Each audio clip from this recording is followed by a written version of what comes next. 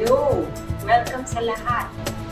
Salamat sa inyong pagtangkilik itong ating Values Development Program. Today, ang pag-uusapan nating paksa ay isang napaka-popular at kontrobersyal na issue. At yan ang fake news. In fact, masyado itong controversial na sinasabi nila kasi malubha daw ito ng pandemyang hinaharap natin ngayon. Ewan ko kung agree kayo dyan, pero pagkatapos na makinig kayo dito, tatanungin ko kayo ulit kung sa tingin nyo ganito kapanganib ang fake news. Bakit ba sinasabing malubha ang fake news? Dahil, unang-una, marami nagsasabi na, wala naman yan para rin yan yung chismis nung araw o kaya yung propaganda na parating ginagamit ng ating mga gobyerno. Ang fake news naman, ganun lang din ang nilalaman, di ba? Pero sa ganitong context, ngayong panahon na ito, tignan natin kung talagang pwede mong wag pakinggan yung idea na napaka-mapanganib ng fake news. At kung totoo man yan, lahat kayo sigurado may Facebook account. Kung nag-Facebook kayo, hindi nyo ba nahalata na pati Facebook ay nagagambala na sa pagka-spread ng fake news masyado. So, again, is it that dangerous o exage lang yung danger ng fake news? Tingnan natin. At saka huli-hulinan, ang pinaka-importante dito sa portion na ito ay kung ano yung magagawa natin bilang informed citizens at responsible netizens kung paano natin makakatulong sa pagbuksa ng fake news. So, umpisahan natin. Exage nga ba? Kung sabihin natin na ang fake news ay talagang sobrang mapanganib. Sinasabi kasi ng iba, parang chismis lang daw yun.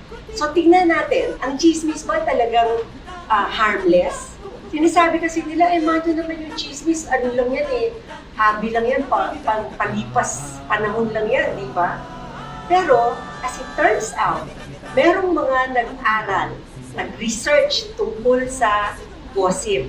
Di ba, pag sinabi mong gossip, tsaka sinabi mong chismis, automatic sinasabi, ay, mga babae yan, mga babaeng nagdadaldalan. At in the process of the daldalan, ang nakikita natin ay 57 minutes pang araw-araw na conversations ng mga tao ay chismis. Pero hindi lang babae, pati lalaki, nagchichismis din. Mas marami nga lang babae. Sa mga babae daw, 67% dun sa study na ginawa, 67% ng mga babae ang madalas mag-chismis compared to 55% ng mga lalaki. Pero hindi mo sasabihin na ang chismis pang babae lang dahil mga lalaki din. Ngayon, talaga bang nakakatakot na ikaw ang pag-chismisan? Dun sa isang 2019 meta-analysis na pinablish sa Journal ng Psychological and Personality Science, sabi, of the 52 minutes na spent gossiping, pinag-aralan ang 467 subjects na nag-gossip. At alam nyo, ang masamang gossip pala, 15% lamang. Dahil yung rest of it is actually social events, hindi naman harmful, hindi negative. Pero yung 15% na yan yung nakakasira ng puri, nakakasira ng pamilya, komunidad, at minsan, maski bayan. Landi ni ate girl! Bok-bok na. Nabayaan kasi, tinubog na yan ng mga boys na yan. Issue ka. Nasaan ka? Hindi ka nasasaktan. Ako, nasasaktan. Napanood nyo siguro yung video ng kwento ni Jocelyn na kung ano-ano, na cyberbully naman yun. Pero parang parang chismis on steroids yun. So, na-chismis siya na siya daw ay pakawala at Ganyang klaseng paninira ang masama at yan ang part ng 15% na sinasabing negative gossip. Alalahanin lang natin, ako naniniwala ako sa karma. Ewan ko kayo, pero naniniwala ako na pagka kung ano man ang iyong itapon sa kapwa mo, babalik din yan sa'yo. Kaya mabuti pang sana hindi na lang negative chismis ang gawain mo. So, pangalawa sinasabi na ang fake news para rin namang propaganda at lahat naman ng gobyerno gumagamit ng propaganda, di ba? Again, ano ba yun? Harmful ba ang propaganda? Samantalang yan ay ginagamit ng lehitimong gobyerno para malaman ng mga mamamayan kung ano yung ginagawa nila. Kaya lang, as usual, kahit ano, pag exaggerated at pag sobra mali ang dating, ay ito ay nagiging mapanganib. So, nung panahon ni Hitler, wala pa sa atin siguro buhay nun. Pero panahon ni Hitler, nabasa niyo siguro yan sa history books, nung mga Nazi, ang mga Nazi ay namamayapag sa buong Europa at gusto sanang dominahin ang buong mundo. Anong ginamit nila? Ginamit nila propaganda. At ang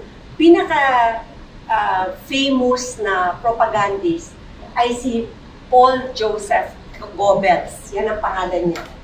At siya ang gumawa ng isang malaking propaganda campaign para sa Nazis, para kay Hitler, kay Adolf Hitler, na naging tyrant at siguro naman alam nyo, narinig nyo na ang ginawa niya sa mga Hudyo.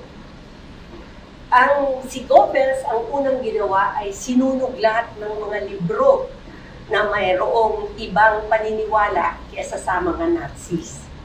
Sabi niya, inamin niya na siya daw ang gumawa ng fine art of lying. Ang malaking sinungaling, sabi niya, ay napaganda niya ang Nazi philosophy na lumalaban sa demokrasya. Sinasabi nilang masama daw ang demokrasya at saka sinasabi nilang magaling ang dictatorship o magaling ang maging diktador. Yan ang kanilang paniniwala. So, maliban sa mga libro, lahat ng media ginamit nila para ito para mag-spread lalo yung Nazism. So, ang ginawa nila yung mga libro, mga sine, television, lahat ng speech na ginagawa ni Hitler, yun lang ang naririnig ng mga Germans. At ang buong Alemanya ay nahulog ang loob nila kay Hitler. Pagkatapos, lahat ng buong Germany, puro posters, all about Hitler. At saka sinasabi din na ang kanyang army na tinatawag nilang Third Reich, yun ang pinakamalakas na army at napaka-glamorous ng army niyan.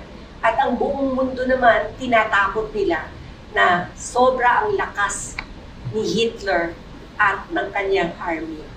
Ganun ang ginawa nilang propaganda. At sa bandang huli, alam naman natin ang nangyari sa history na natalo ang mga Nazi at nagpakamatay si Hitler at itong si Goebbels na aresto at hina for war crimes. So, in the end, nanalo pa rin yung supposed to be mas mabuti kaysa sa masama. Pero yung papel na ginawa ng propaganda sa pagpapalaganap ng Nazism, yun hindi mo matatawaran. At ang propaganda at ang chismis ay ang mga predecessors ng fake news. Mamaya makikita nyo kung bakit lalong mas nakakatakot ang fake news kesa nung sa chismis o kaya sa propaganda noong araw. So, bakit mas mapanganib ang fake news?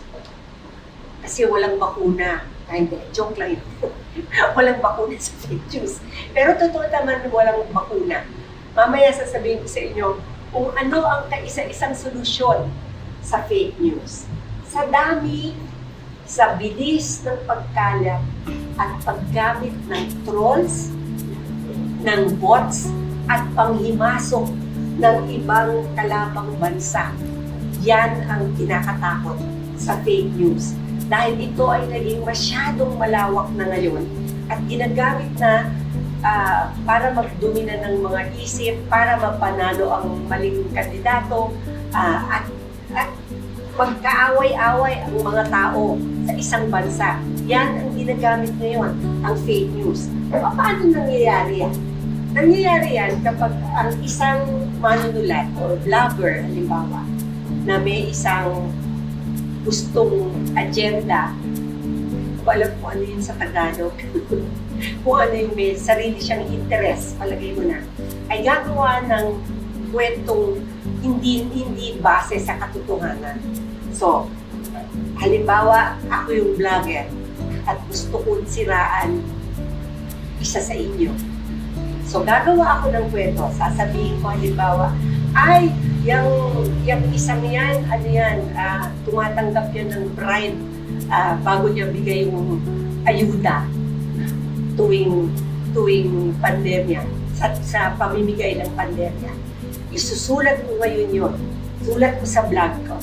Tapos yung mga followers ko, na hindi naman i-double check kung totoo ngang tumatanggap muna yan ng bribe bago ibigay yung ayuda, i-spread ngayon yun. Isipin nyo, kung ako merong 1,000 followers, at yung 1,000 followers na yun, naniwala sa sinabi ko, at sinabi sa kahit na 10 lang sa kanila, at yung 10 sumusunod sa kanila, 10 friends nila, isi-share din ulit sa 10 na naman. Sa isang oras, gaano karaming beses kaya masishare yung paninirang ginawa ko na hindi naman totoo. Ganon ang takbo ng fake news. Ngayon, aside from yung content na ginagawa, marami ngayong tulong ang fake news. Kaya, lalo talaga siyang nakakatakot. Lalo siyang mapanganib. So, halimbawa, nung kamakailan lang, di ba, eleksyon ng Amerika. At alam niyo naman natalo si Trump at si Biden ang nanalo. Bago pa natalo si Trump, lumabas ang isang press release na si Pope Francis daw ay ini-endorso si Trump na maging presidente. So, lumabas yun. Pero mo, sandaling-sandali lang, alam mo kung ilan ang nag-share at nag-spread? 960,000 ang nakakuha ng news at nag-share ulit ng news. Yung 960 na yon, first level pa lang yon. Yun yung lahat na nakakita na sinabi ng Trump camp na ini-endorso siya ni Pope Francis. Imagine, almost 1 million kaagad ang nakatanggap doon. Na kahit mag-chismis ka ng 3 araw, hindi ka aabot sa 1 million. O ang propaganda mo, kung alin lang ang radyo, makakapanood ng ad. Pero sa social media, sa 960,000 na makakakita ng fake news mo, kung tig sa 10 lang ang ipadala niya, pagpadala siya sa 10, gawin niyo yung math, milyones kaagad. Multi-million kaagad. So in fact, masyadong malaki yung problema tungkol sa fake news na dahil naka-influensya ito ng eleksyon at saka maraming bansa na naniniwala sa demokrasya ang ngayon medyo na-destabilize. Biruin nyo, miski ang Amerika na siya na siguro ang pinakamalaking demokrasya sa buong mundo, pinakamatatag na demokrasya. Maski sila, itong huling eleksyon, kita mo hating-hati ang mga taong, mga Amerikano. Dahil marami sa kanila ang ayaw na sa demokrasya. Gusto nila na parang Russia, parang may dictatorship. Gustong-gusto nila si Trump na kahit na inaabuso na yung office ng presidente ni Trump, okay pa rin sa kanila. So, yan na naman, threatening democracy. Dito sa atin, pagka nasaklawan ang media, wala nang pwedeng magbatikos kung may mali man ang gobyerno o hindi. So, in fact, ang ginawa nila sa Twitter, may isa na namang study noong 2016 US presidential elections. At doon, pinag-aralan nila ang 14 million messages tungkol sa 400,000 claims on Twitter. So, yung claims na yan, kung ano-anong klaseng balita, o kaya paninira tungkol sa tao, o kaya hindi lang naman paninira, kundi pag-bolster sa isang kandidato, halimbawa. But it turned out na karamihan pala dun sa 14 million messages ay in-spread ng mga bots. Ano ba yung bots? Ang bots ay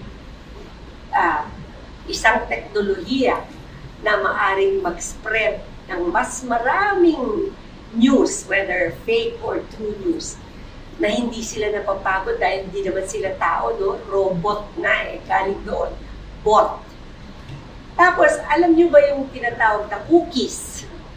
Alam mo, hindi, masarap yun, di ba? Delicious cookies. Hindi pala.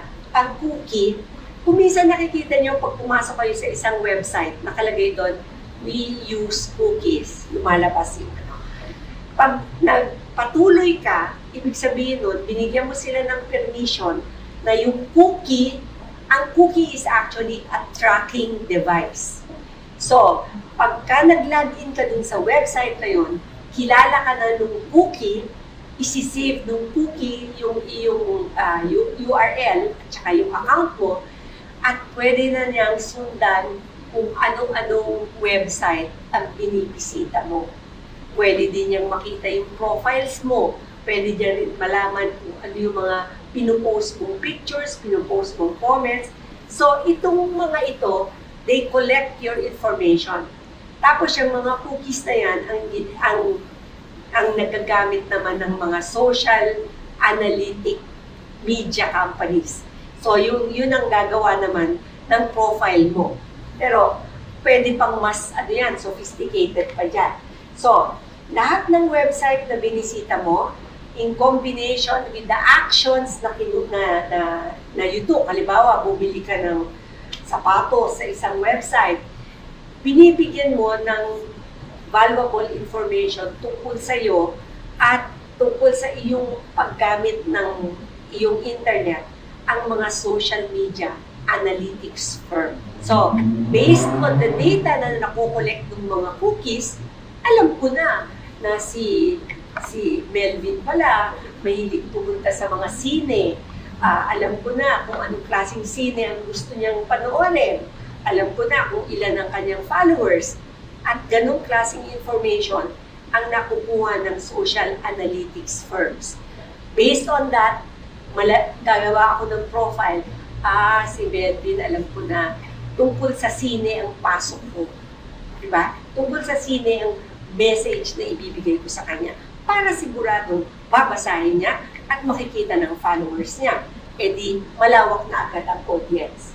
Kasi business yan naman ng Facebook, business ng Twitter, business ng Instagram.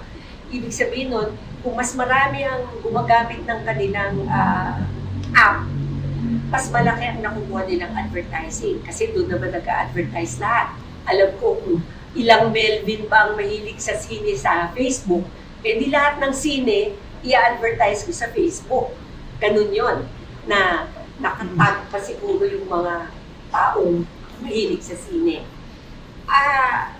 Okay lang kung ganun lang, di ba? Okay lang kung, halimbawa, ang gusto ni Denise naman, mga rubber shoes.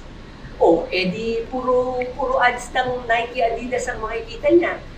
Kung wari nga ang Facebook, sabi, hindi daw nila alam na gano'n. Yung pala, binayaran naman pala yung informasyon na yon. So again, sasabihin, bakit yung binibenta yung informasyon ko?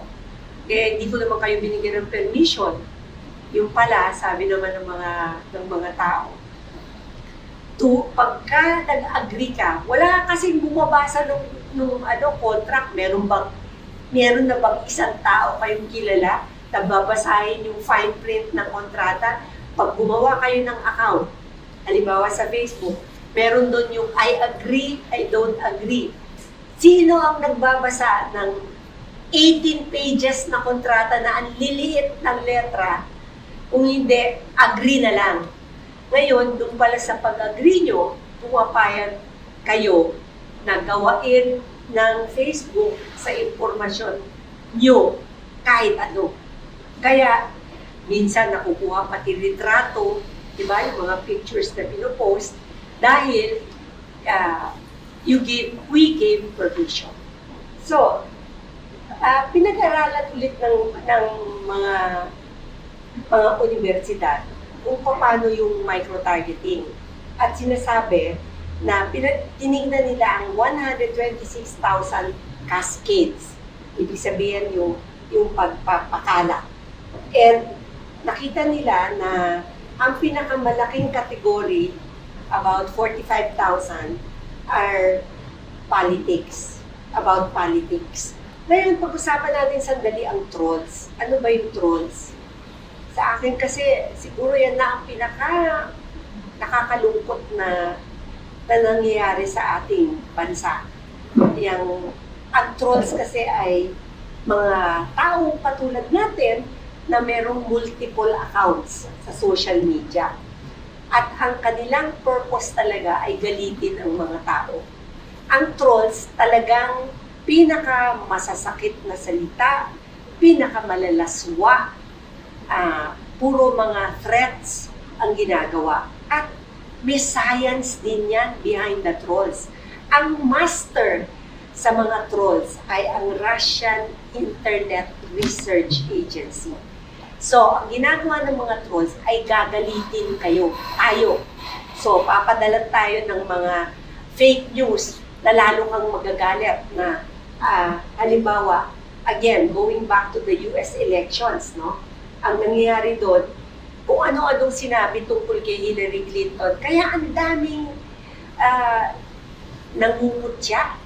They hate Hillary Clinton dahil dun sa ginawa ng mga itong Russian trolls na pinakalat talaga yun nga kung ano-ano, yung nagbenta ng armas si Clinton, corrupt si Clinton, ganyan-ganyan. At of course, si Trump, ang tawag kay Hillary, crooked Hillary. Yun ang ginamit niya sa buong kampanya niya ng 2016. Pero isipin nyo, sa ating sariling experience, ilan sa atin na troll na? Isipin nyo na kung paano nagkakaroon ng mga suicides dahil na cyberbullying.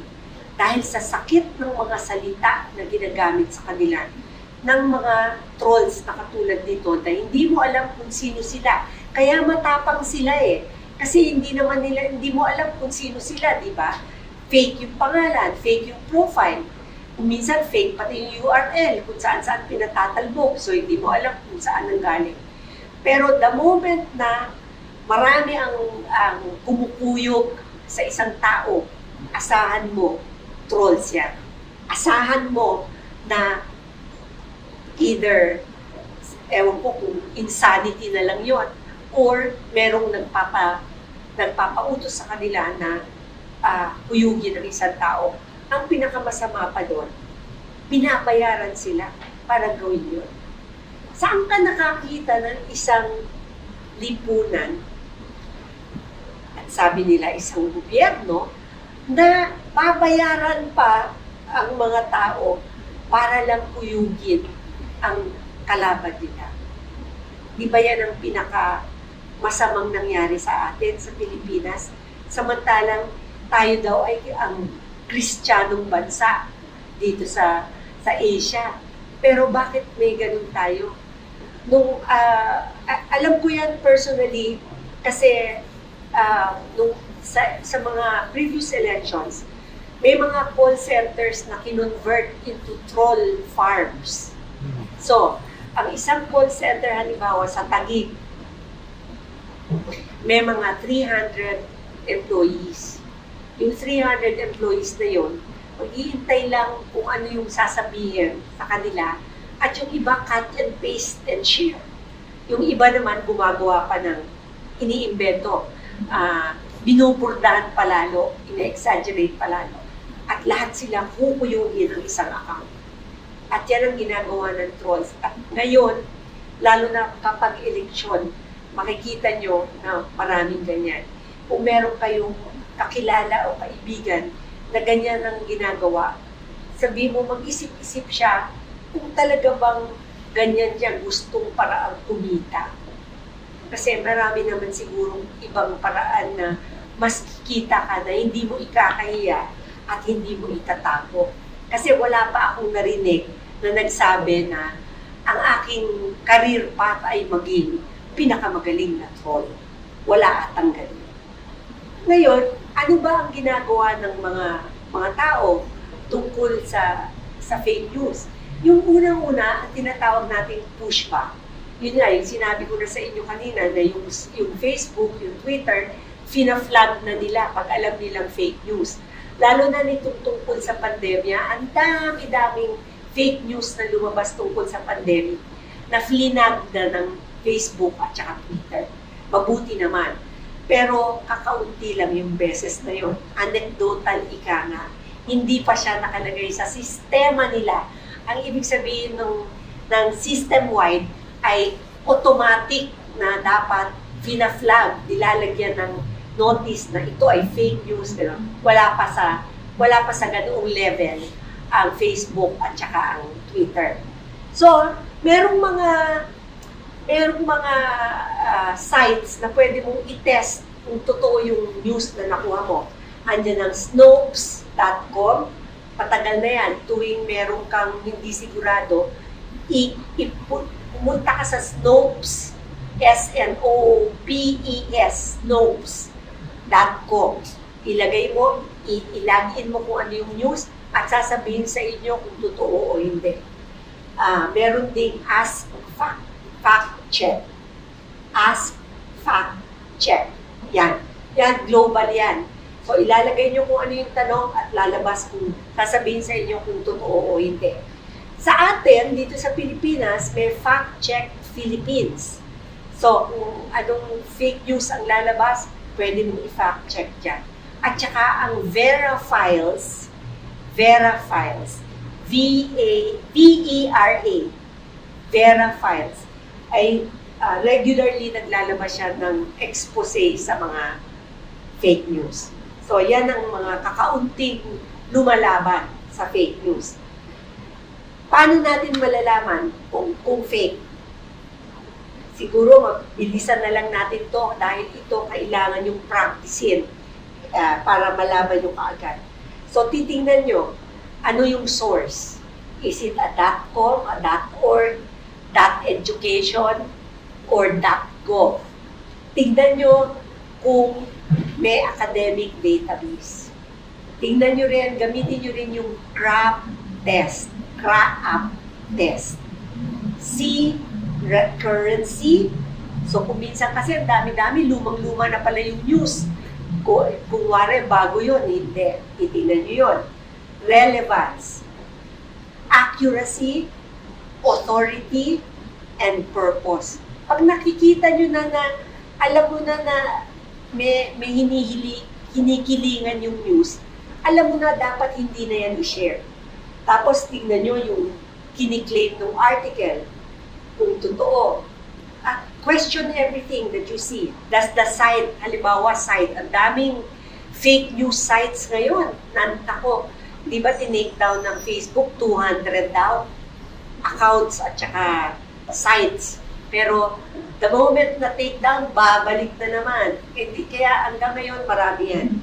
At saka tingnan nyo kung may link yung mga article.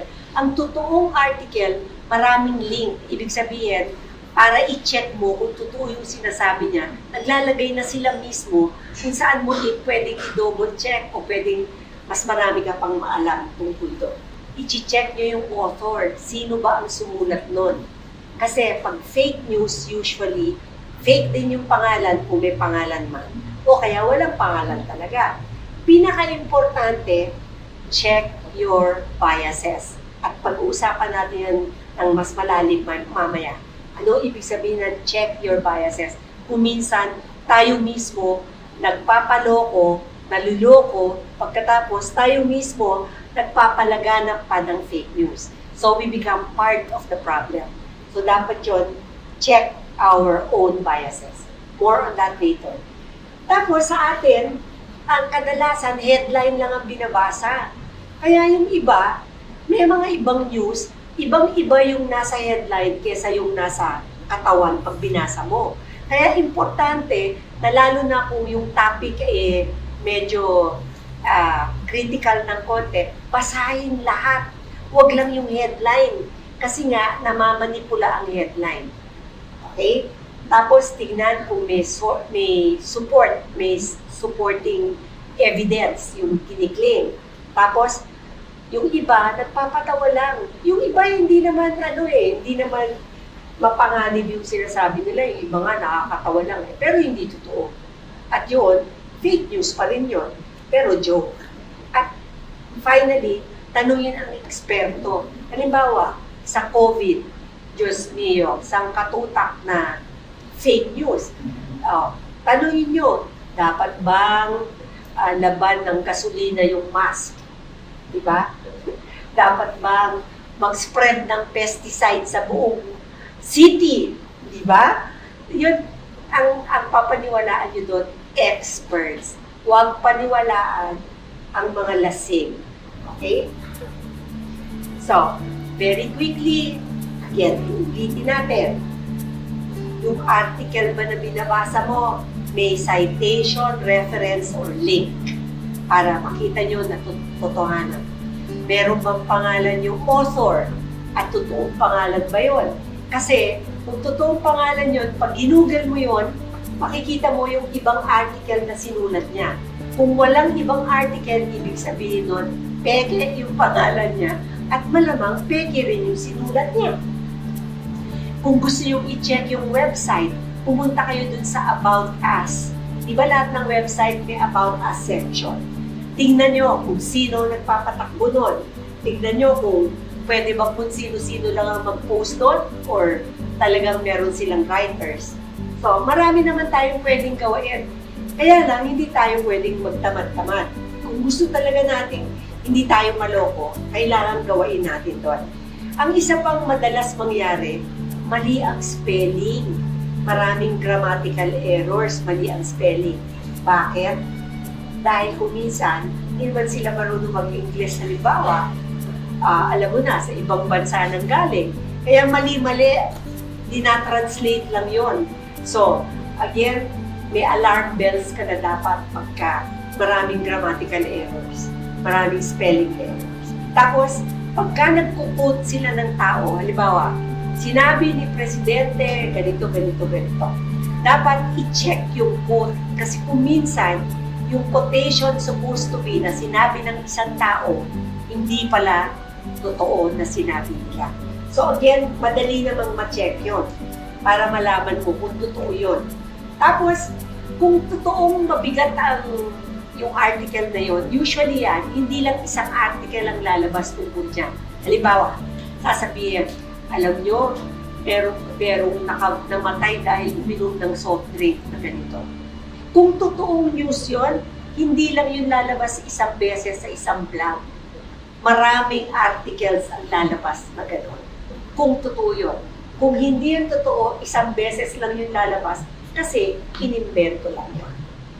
Tapos, tingnan nyo rin kung yung isang article, halimbawa, may dalawang tao or dalawang parties na naglalaban. Kung yung article na yon ay pinapakita lang yung punto ng isang party at hindi man lang binigay yung punto ng kabilang party, ibig sabihin nun, malamang either propaganda, PR, o kaya fake. So dapat yon ang totoong article, kung merong controversy, kung may kontrobersya, yung dalawang panig ang ilalabas, hindi lang isang panig. Tapos, yun nga, yung mga nagbabasa lang ng headline, siguraduhin na yung headline ay tugma dun sa article. Kasi madalas mangyari yan. Na kung wari ganito nangyari, pag binasa mo, hindi pala. Sinasabi lang dun sa headline na baka pwedeng mangyari yun. Ganon. Kaya kailangan. At saka kung ang kwento naman ay talagang hindi ka panipaniwala, eh siguradong pwede yun. Halimbawa, yung balita na meron daw ahas na taong ahas sa Robinsons, di ba? yung mga ganun klase, huwag naman tayong maniwala kaagad. Kasi, di ba, alam na natin na medyo kahindik-hindik at di ka panipaniwala yun. Malamang, hindi siya talaga totoo. So, ano ang pwede nating gawin? Kasi, alam nyo, in the end, hindi rin kaya ng Facebook, hindi rin kaya ng Snopes ang paglaban sa fake news. Kung talagang siseryosohin natin yung laban, dapat bawat isa sa atin ay hindi papayag na maging instrumento ng fake news.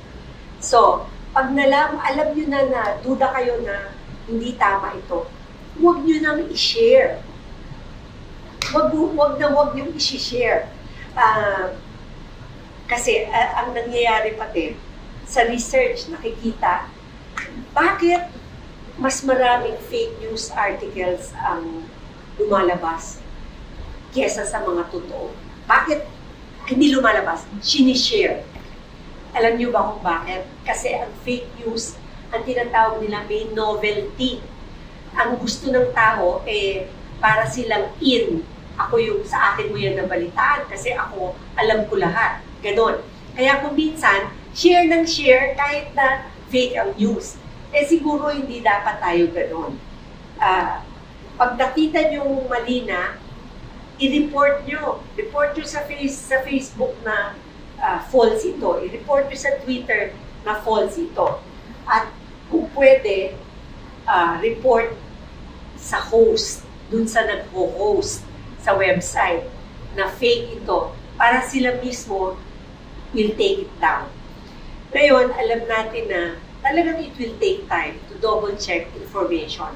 Pero siguro naman, kung gusto natin huwag mapalaganap ang fake news, dapat kung ilang oras tayo nag-Facebook, ilang oras tayo nasa internet, yung bahagi ng ating time na ginugugol sa internet, ibahagi natin yun sa pag-check kung totoo yung ating nababalitaan para hindi tayo kasama sa problema.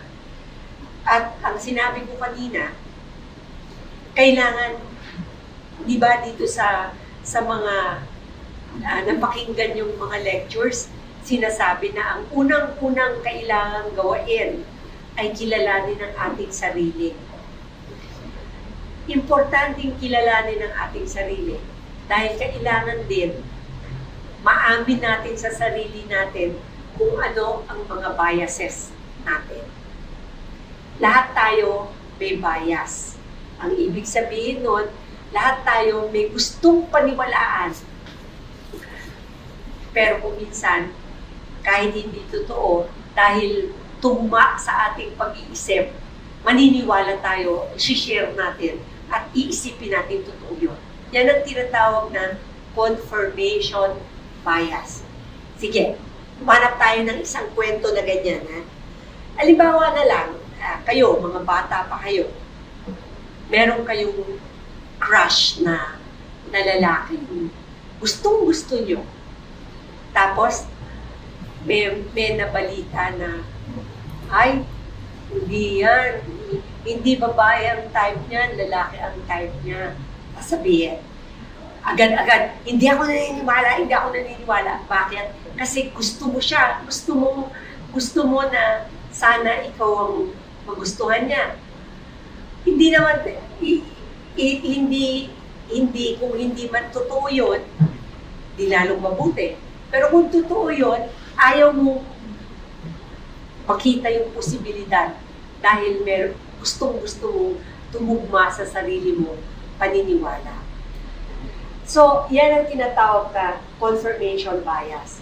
So, ang nangyayari dyan, merong mga katotohanang sinasabi sa'yo. Meron tayong mga paniniwalang nandito na sa ating utak. Ano lang ang paniniwalaan natin? Yung kung saan nagtutugma. Doon lang natin paniniwalaan. kung ano yung gusto nating paniwalaan. At kung minsan, hindi yun ang totoo, hindi yun ang katotohanan. Kailangan, para isipin natin, ano ba ang mga bias natin? Halimbawa ngayon, malapit tayo eleksyon, di ba? Marami tayong gustong taong kandidato, pag gusto nating paniwalaan. Meron din tayong ayaw na ayaw natin. Para malaman natin kung may bias tayo, tanungin mo ang sarili mo, ano ang nalalaman mo tungkol dyan sa mga tao niya? Ano yung natatandaan mo? Tapos, anong ebidensya ang hinanap natin para malaman natin kung yung natatandaan natin tungkol dun sa mga tao yun ay totoo o hindi? Yan ang pangalawang question. Pangatlo, tayo ba ay nag-i-interpret ng data kung alin lang ang gusto natin at yung ibang data na hindi natin gusto ay hindi natin pinapansin?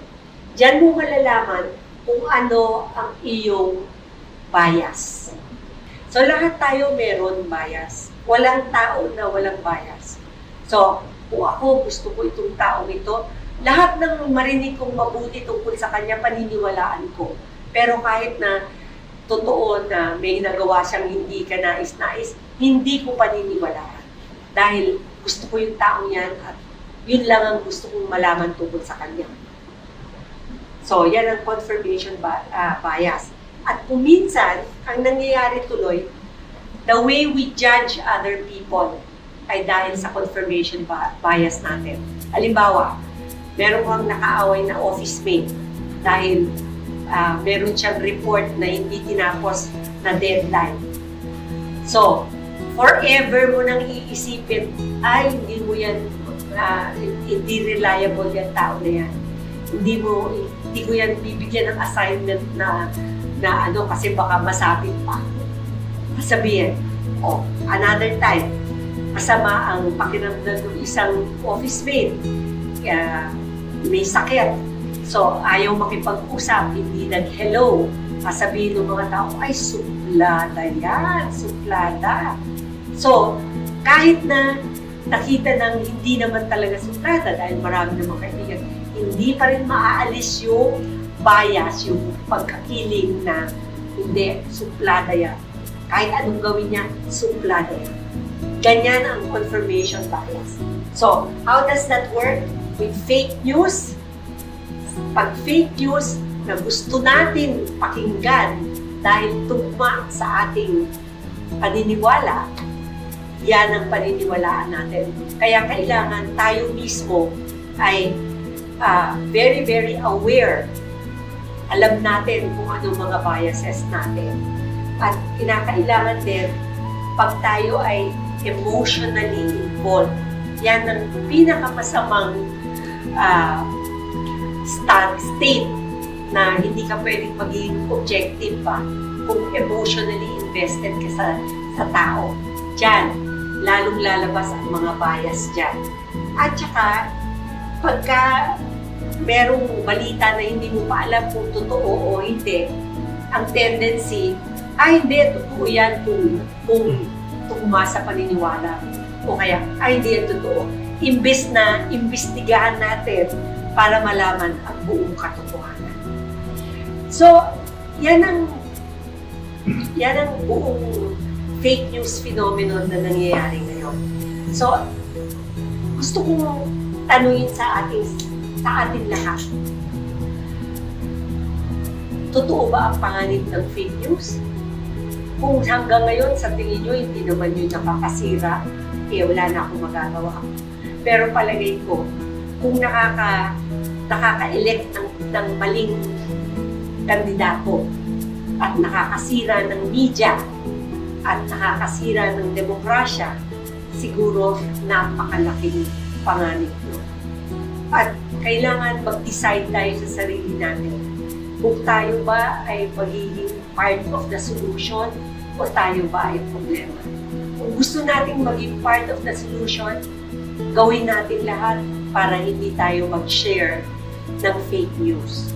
At gawin natin lahat para ikabubuti ng ating pamilya, komunidad at bayan. And in the end, isipin na lang natin to, karma.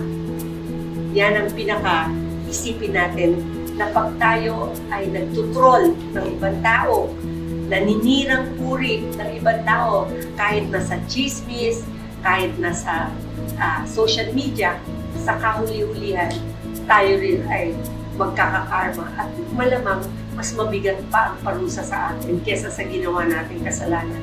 Kaya sana sabay-sabay tayong mangako na lahat tayo ay magiging responsible, informed citizens. At sa huling-huli, malapit na naman ang eleksyon. Fake news, lalaganap na naman yan. Dahil ang fake news ay parang advertising yan pagka-eleksyon. Maraming nababayaran at kumikita dahil sa fake news. Kaya kung maaari lang, tingnan natin kung sino ang dapat nating iboto. Hindi yung baka manalo kaya dyan ako buboto. Kung hindi yung dapat manalo. Dahil siya yung mabuting kandidato at mabuti para sa bayan. Yun lang.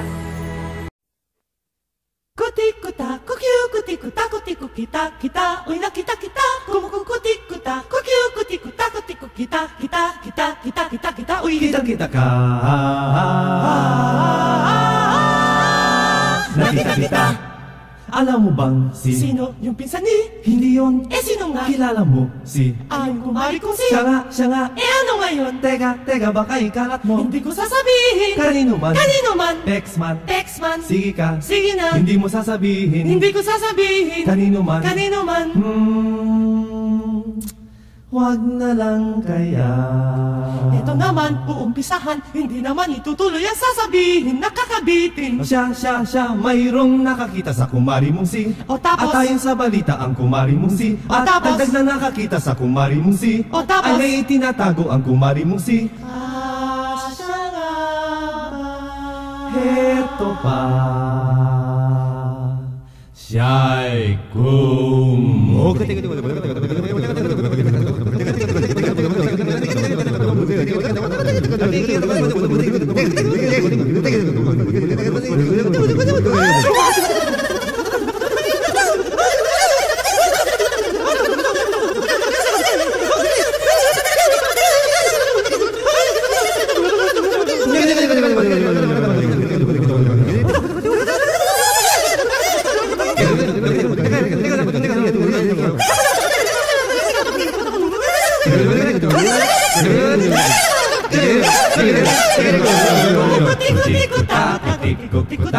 makati ang bila, kung may chismis na kumala, akala mo'y lalukan mo nagpuputak-putakan. Walang katigil-tigil na nagtikutik-kutakan. Kumukutik-kutik-kutak-kutak-kutak. Kung makati ang bila, kung may chismis na kumala, kutik-kutak, kukyu, kutik-kutak, kutik-kukita, kita, uy nakita kita. Kumukutik-kutak, kukyu, kutik-kutak, kutik-kukita, kita, uy. Kita ka. Nakita kita. Hoy, alam mo? Ano? May bagong chismis tungkol sa'yo. Kutik-kutak, kukyu, kutik-kutak, kutik-kukita, kita, uy nakita kita.